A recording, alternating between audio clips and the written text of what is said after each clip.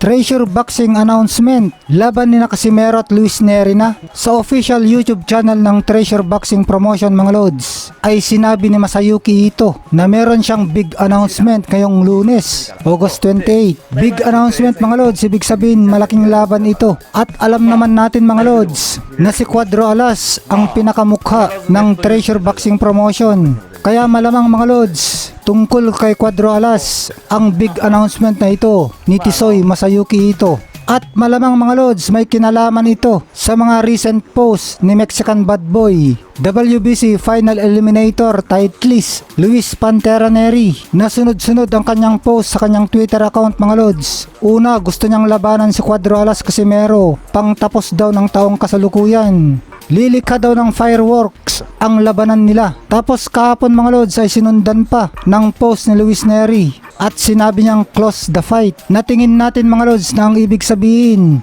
ay done deal na o kasado na ang bakbakan nila ni Casimero. Dahil big announcement nga mga lods, itong sasabihin ni Masayuki Ito ngayong Lunes, August 28, ay malamang hindi si Yoshinori Oguni kundi si Luis Nery mga lods ang iaanunsyo ng TBP na makakalaban ni Casimero. Pero tingin natin mga lods na hindi ibig sabihin na hindi makakalaban ni Casimero si Yoshinori Oguni, kundi baka dalawang laban sa Casimero mga lods. Ngayong Oktubre ay si Yoshinori Oguni at sa December naman ay lalabanan ni Casimero si Luis Nery. Malaking laban ng Casimero versus Luis Nery mga lods. Ito nga ang gustong mapanood ng mga Hapon. Pero ang problema mga lods ay nakaban si Luis Nery sa Japan. Tingin natin mga lods na wala namang problema kung hindi sila sa Japan maglalaban. Maganda rin na maglaban sila sa Amerika kasi kilala naman si Luis Nery dun at nakalaban naman na si Casimero sa Amerika nung tinalo niya si Nadukmayka at Guillermo Rigondo.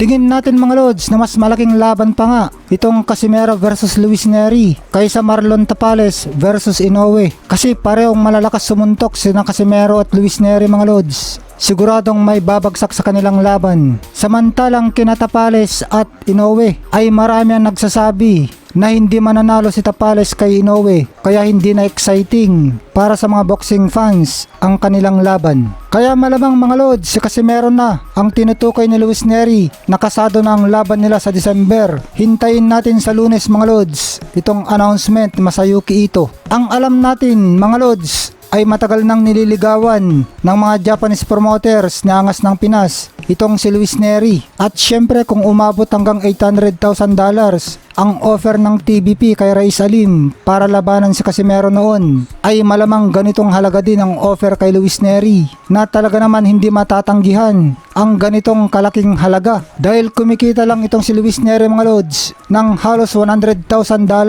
sa kanyang huling mga laban.